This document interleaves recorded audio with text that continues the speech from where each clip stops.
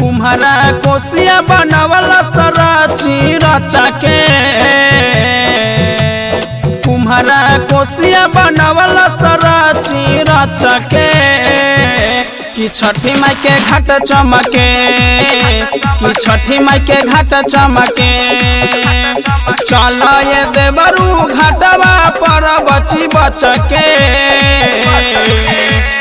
चल ये देवरू घाटवा पर बची बचके कि छठी माई के घाट चमके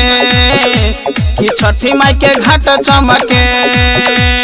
कुम्हारा कोसिया बनावला सराची रचके कि छठी माई के घाट चमके कि छठी माई के घाट चमके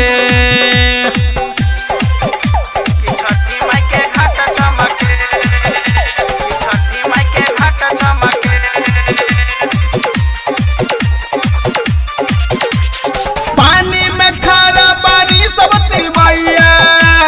सबका पदाया करी छठी मैया सबका पदाया करी छठी मैया लागल बा झालर घाटे घाटे चमके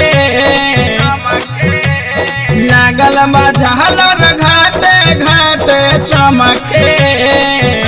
कि छठी माई के घाट चमके कि छठी माई के घाट चमके छठी माई के घाट चमके छठी माई के घाट चमके छठी माई के घाट चमके छठी माई के घाट चमके मुकुल सरस देवरू पे नीला पियरिया लेके डाला जाई है चुनु भोजपुरिया लेके डाला जाई है चुनु भोजपुरिया